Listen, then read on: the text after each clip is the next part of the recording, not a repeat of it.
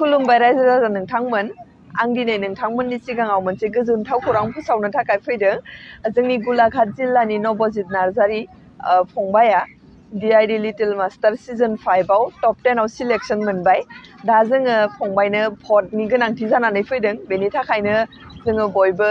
बर' फिसा हिसाबै फंबायखौ सापर्ट खालामनानै जों बयबो भट हरनो होननानै आवगायबोदों आरो आं नोंथांमोनखौबो खावलायो जे जोंनि फंबायनो बयबो जेन भट हरो आरो भट होनायनि सिस्टेमा जोबोर इजि नोंथांमोना मोनसेल' मिस कल हरोब्लानो बिथांनियाव भट होनाय जागोन आरो बे भट होनाय टाइमा सुनिबारनि मोनानि 9 रिंगानिफ्राय समबारनि फुंनि 9 रिंगासिम थागोन आं दा बिथांनो माबे नाम्बाराव भट होनांगौ बे नाम्बारखौ नोंथांमोननि सिगाङाव फोरमायनानै होनो नागिरदों